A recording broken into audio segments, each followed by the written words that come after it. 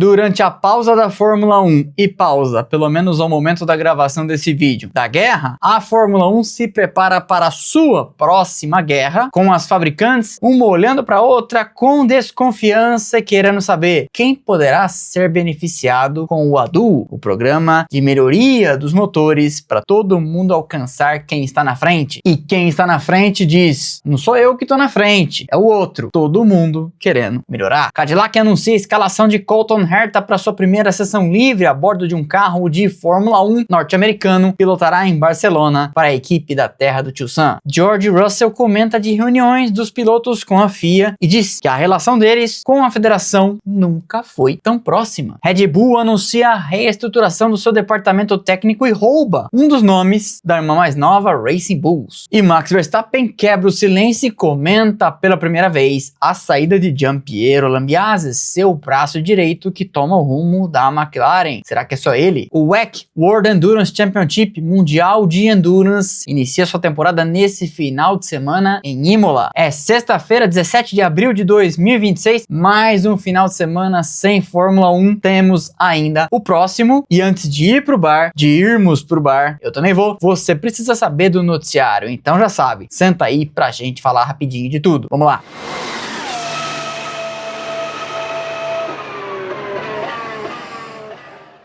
Mas antes, como sempre, eu me orgulho de dizer que este vídeo de sexta-feira tem o apoio da Stuttgart Porsche, parceira aqui do canal nesse ano de 2026. E daqui a pouco a gente fala mais disso. A FIA, Federação Internacional de Automobilismo, está prestes a anunciar, vai acontecer depois do Grande Prêmio de Miami, o índice de desempenho dos motores a combustão, marcando então a primeira etapa do ADU, o Programa de Atualização dos Motores, que busca ajudar quem não começou tão bem, evitando o massacre que aconteceu em 2014, em que a Mercedes acertou em cheio, a outras nem tanto, e aí foi um baile. ADU, uma sigla para Additional Design and Upgrade Opportunities, ou vamos dizer assim, oportunidades adicionais de atualização e redesenho. É um mecanismo introduzido para ajudar quem não acertou de primeira a atualizar seus motores de acordo com um percentual de desvantagem para o melhor carro. Melhor carro, no caso, melhor motor. E não é todo o motor, não é a unidade de potência, é só o motor a combustão interna. Vamos lá, explicando. Tome por base aquele que todo mundo entende como, embora ela diga que não, é o melhor motor a combustão da Fórmula 1, o da Mercedes. Criaram então uma escadinha. Se após as 6 primeiras etapas, Miami seria a 6ª etapa do campeonato, perdemos 2 corridas, Arábia Saudita e Bahrein, mas foi mantida a data, haveria uma aferição, sendo o 100% o motor melhor, no caso o da Mercedes, vamos dizer assim. Se o seu motor a combustão interna, não se esqueça disso, é só esse, tiver uma potência de 0 a 2% menor que o da Mercedes, ou seja, de 100 a 98%, você não pode fazer nenhum tipo de atualização. De 2 a 4%, portanto de 98 a 96% do rendimento, você tem uma atualização nesse ano e uma no ano que vem. E se você tiver um déficit de 4 a mais por cento do motor da Mercedes, portanto de 96 para menos, você teria 2 nesse ano, 2 no ano que vem. Foi publicado num perfil que a gente leva a sério, o Formula 1 Data Analysis, uma estimativa de acordo com critérios, que é o que se sabe. Será o que a FIA vai utilizar? Ranqueando estes motores. Para surpresa de ninguém, o da Mercedes seria o melhor, mas daí para frente é tudo novidade, porque o segundo e muito perto da Mercedes seria o da Red Bull Powertrain Ford, e muito perto significa não vai receber nenhuma atualização. De 2 a 4% não estaria ninguém, e aí abaixo de 4% estariam Ferrari, muito perto da Audi e lá na rabeira a Honda. As surpresas dentro disso tudo estão em Red Bull tão perto assim da Mercedes, ninguém imaginava, o que diz então muito sobre a draga do carro que eles fizeram, não só do carro, como das baterias, recuperação de energia e etc. E também sobre como o carro da Ferrari é bom, porque se o motor deles é tão ruim assim como mostram esses gráficos, e ainda estão conseguindo fazer primeira fila, colocar carro no pódio, tomar a ponta no começo e blá blá blá, é de se pensar então que o chassi é muito bom, a aerodinâmica é um absurdo, esse negócio do turbo menor para largadas e relargadas realmente deu muito certo, e se eles tiverem a chance então então de aumentar um pouquinho essa potência com o Duo, e aparentemente vão, meu Deus, a Mercedes precisa coçar a cabeça e se preocupar. Mas você não tá aqui para análises simplistas, por isso que eu digo que temos a melhor audiência de Fórmula 1 do Brasil, porque raciocine comigo. Você, se fosse a Mercedes, não ia dar uma escondida no desempenho para tentar diminuir a distância para os demais, pelo menos agora no começo, e evitar que elas tenham a chance de atualizar? Pois é, só que se a Mercedes fez isso, não deu muito certo, porque a Red Bull não vai ter atualização, mas também a Red Bull a essa altura não é uma ameaça. E as demais, especialmente a Ferrari, pelo jeito terão. E a McLaren tem motor Mercedes, está no mesmo barco que ela. Pois bem, mas eu disse que você não veio aqui para análises simplistas. Além desse raciocínio, que você deve guardar aí uma pulguinha atrás da orelha, no fundo da mente, a outra ponderação relevante a ser feita. A FIA não foi muito clara, de propósito, sobre quais serão os critérios para esta medição, justamente para não permitir que as equipes tivessem todo esse tempo para trabalhar em algo que escondesse seu desempenho, onde exatamente a FIA ia usar. Porque vamos lá, se eu sei aonde você vai examinar para saber se meu motor é bom, eu tento deixar aquela parte específica parecendo ruim, o resto todo uma maravilha, concorda? Pois é aí que mora a discussão, cada fabricante querendo puxar pro seu lado e dizer, olha FIA, eu não tenho esse motor maravilhoso, eu mereço uma atualização. Todo mundo querendo ganhar um tokenzinho ali para melhorar o seu motor. Até a Mercedes, que diz, lembra na pré-temporada Toto Wolff falando? O motor da Red Bull Powertrains tem um deployment. Então, agora começa um novo cabo de guerra, todo mundo trocando acusações e todo mundo querendo saber onde que a FIA vai pegar os dados para fazer a avaliação. São dados de pista colhidos com sensores? São dados de dinamômetro? É uma média ponderada disso com outros critérios? O que será posto à mesa? E certamente alguém sairá insatisfeito. Afinal de contas, como em política e como em economia, vencedores acabam sendo escolhidos a depender do rumo que é tomado. E quem perde, chora. Mercedes, McLaren e Red Bull já estão soltando notinhas perdidas por aí que acabam aparecendo nas redes sociais dizendo: a Ferrari sacrificou propositalmente a potência do seu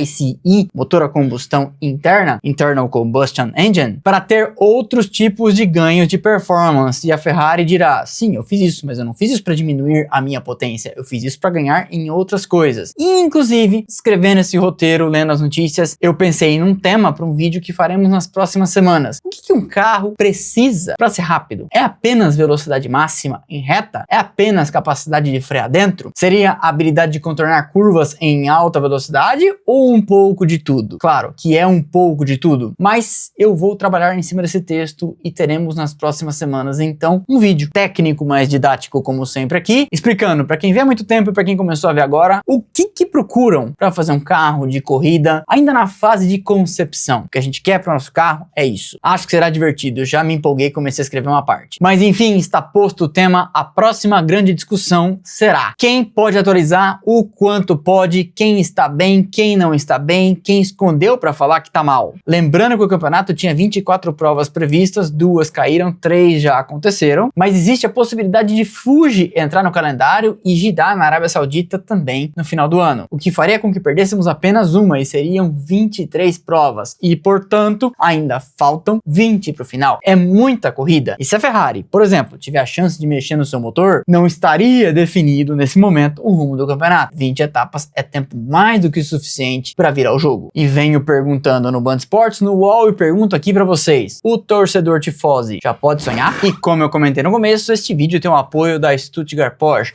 sua referência Porsche no Brasil. A Stuttgart vai muito além de excelência no atendimento. Entrega experiências que traduzem adrenalina, performance e conquista. A maior rede de concessionárias Porsche do Brasil, com unidades em São Paulo, Rio de Janeiro, Campinas, Ribeirão, Curitiba, Porto Alegre, Florianópolis, Maringá e Blumenau, está sempre perto de quem vive essa paixão. Com o maior e mais tecnológico centro de manutenção automotiva da América Latina, o Service Body and Paint conta com uma equipe altamente especializada que garante experiência em cada detalhe. Somos excelência, somos experiência, somos Stuttgart.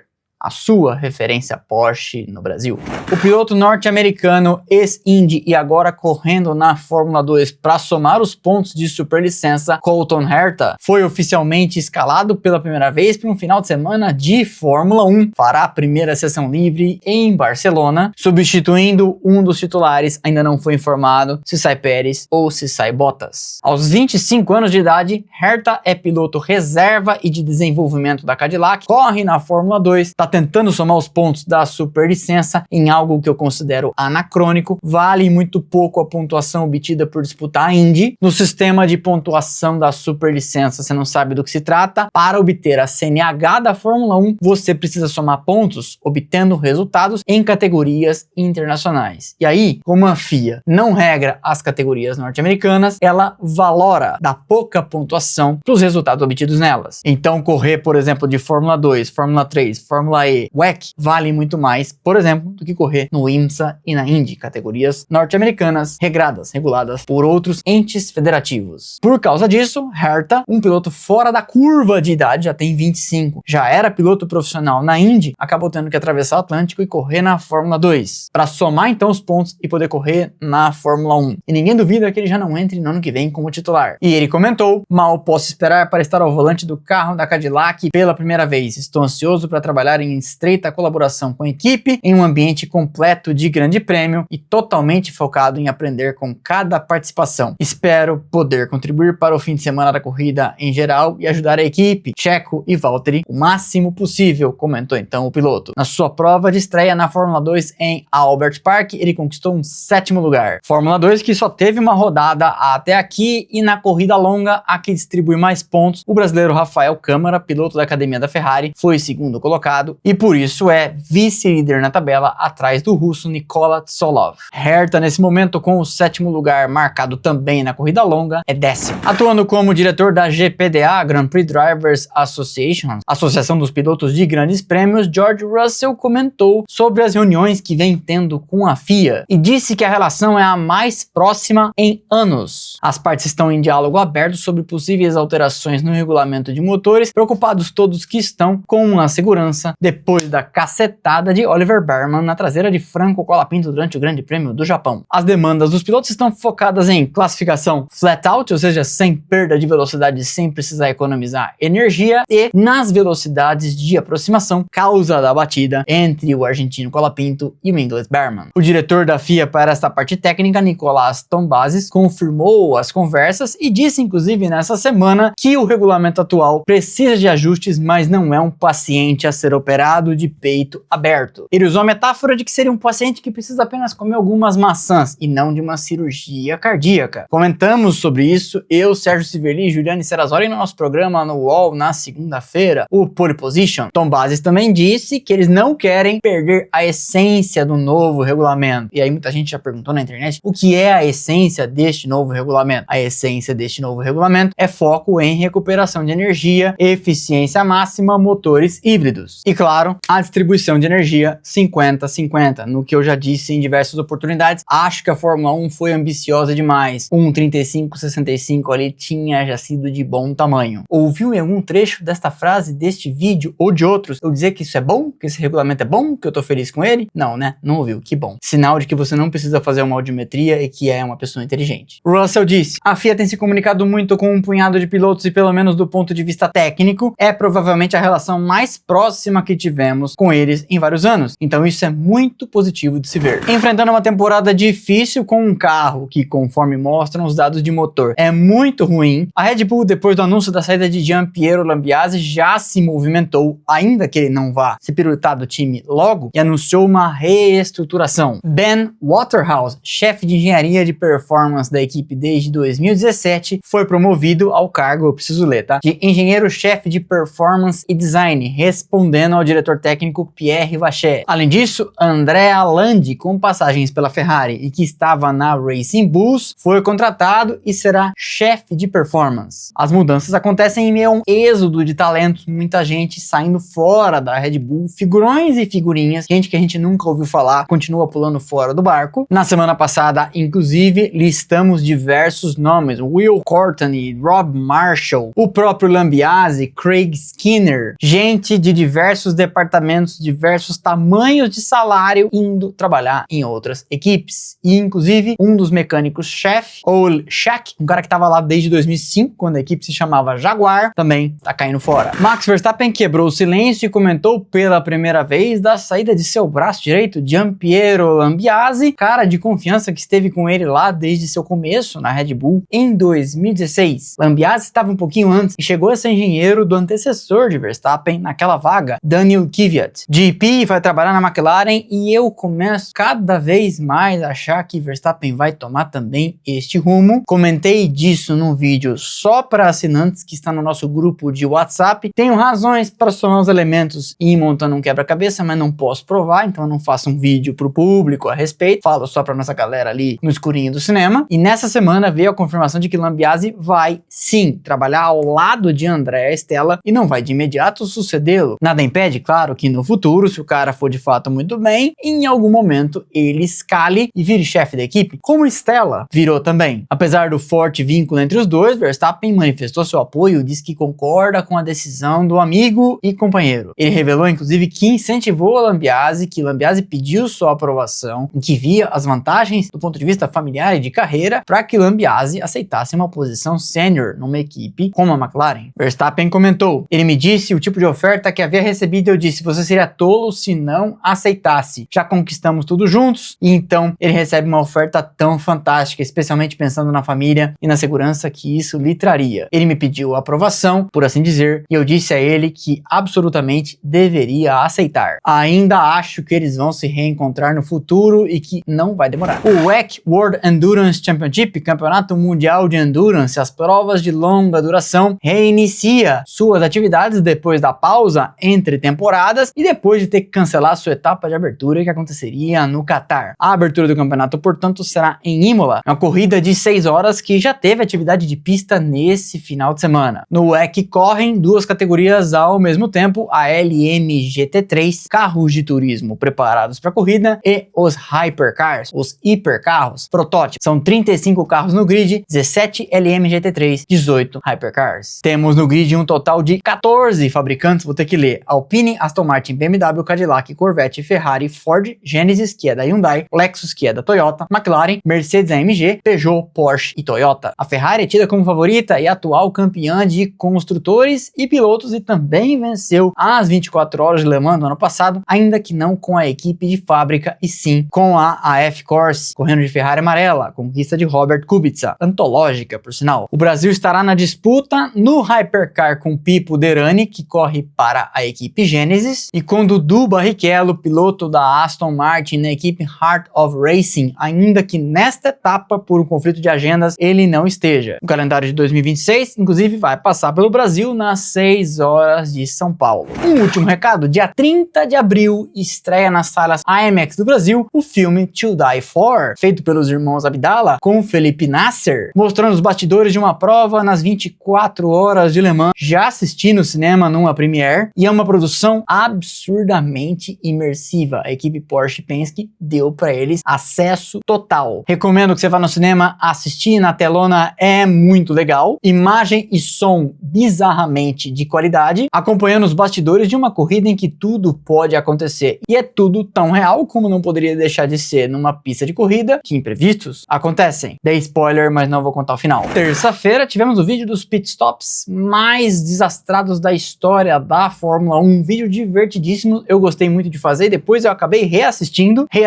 porque eu assisto quando ele vai ser publicado, depois fui em casa, botei na TV e assisti na telona. Na quarta, a pequena grande história sobre um filme de Hollywood em que Al Pacino faz o papel de José Carlos Patti, ou seria José Carlos Patti fazendo o papel de Al Pacino? Cabe discussão, mas são lindas as imagens da temporada de 76 com a Brabham Martini vermelha, numa produção que nos leva de volta naquele tempo de um filme não muito conhecido, mas que, bem ao estilo do nosso quadro Pequenas Grandes Histórias, eu achei boa demais a história para não te trazer. Hoje, sexta-feira, temos no ar nosso vídeo de notícias e aproveito para contar, se você não estava aqui na semana passada, que estamos preparando um programa novo que estreia dia 30 de abril, quinta-feira, pré-Grande Prêmio de Miami, que vai se chamar Pré-Start, mostrando a pista, a cidade, as instalações, o traçado e dando volta no simulador esse fornecido oferecido pela Pro Racing, empresa brasileira que faz simuladores de ponta e não fica perdendo em nada para as gringas. Já gravei um vídeo mostrando por completo o simulador, aguarde que ele vai ao ar no dia 28, uma terça-feira, e ele será nosso companheiro aqui em mais esse novo quadro, trazendo um conteúdo diferente para vocês. Levaremos à pista um Chevrolet Onix, um Porsche 911 e um carro de Fórmula 1, mostrando as diferenças brutais de desempenho entre eles, nas mãos de um piloto não muito qualificado. Mas enfim, divertido será. Então essa é a nossa passada de réguas das notícias da semana. Eu te peço que deixe o like, que é de graça, não custa nada e ajuda demais o canal, que abraça pra mim, que abraça pra nós. O like eu peço não pra te encher a paciência, mas é a moeda de troca das redes sociais. Você vê o vídeo até o fim e dá o like, o YouTube fala: ah, entendi, posso continuar distribuindo meu conteúdo para outras pessoas que tenham gostos semelhantes ao fulano e fulana que estão assistindo esse doido aí que só fala de carro de corrida. Se tiver já deixado o like ou estiver pensando em deixar, já aproveita que tá com a mão na massa e deixa também um comentáriozinho, um emoji que seja, conte de onde nos assiste. Por quê?